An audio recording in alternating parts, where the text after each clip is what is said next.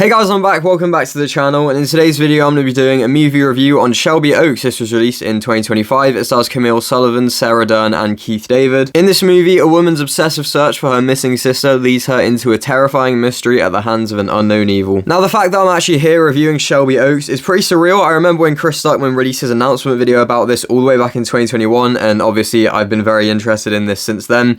Really great that this got a theatrical release and I was able to see it in cinemas and everything, and yeah, I've definitely been interested in this movie, looking forward to it, and yeah, I've been excited to see what Chris Stuckmann was going to do with it. So without further ado, let's begin with this review and let's start talking about the positives. First thing I will mention here, not particularly surprising, a lot of people have talked about this, it's one of the main talking points of the movie, but this movie blends styles, and the way it does that is not only interesting but also effective.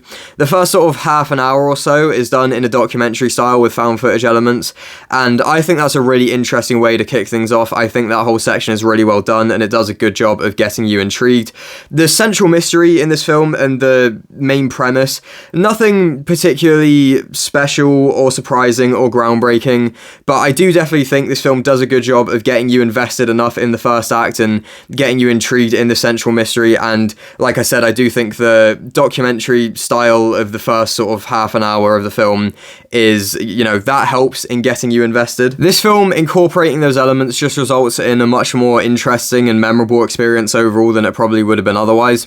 I also think this film is quite well done in the atmosphere department. I think it's, you know, nicely creepy and chilling throughout, and it also has solid cinematography, which certainly helps with the overall mood. Now let's move on to the negatives. Once you get past that first bit of the movie that sets up the mystery and you get into the investigating and you follow the protagonist, the film sort of becomes a collection of horror sequences that aren't particularly well done or effective or scary. This film is not scary at any point, and that is certainly an issue. The unfortunate thing about this film is that the effective first half an hour or so is basically all it has going for it, in my opinion.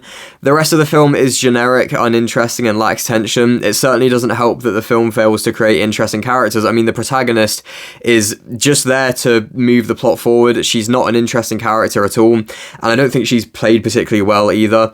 The dialogue is definitely not the strongest, and the film is full of exposition. It really is a shame because, like I said, I think this film does a good job of getting you intrigued initially. I just really think it fails to be a compelling or thrilling horror experience overall.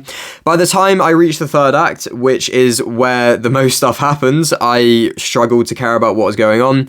You know, despite the fact that I was on board after the, you know, like I said, effective and well done first bit of the film, I found the rest of it to just be extensively unengaging. The film also has a couple of ineffective jump scares and moments of poor CGI. It is a low budget film, so that makes sense, but still. So overall, despite a promising start and an effective atmosphere and tone, I thought Shelby Oaks was fairly weak overall, and I just thought it failed to deliver a worthwhile experience. It's certainly not offensive, it's certainly not a terrible debut for Chris Stuckmann, but it's definitely not great either, for sure. I'm going to give Shelby Oaks a 5 out of 10.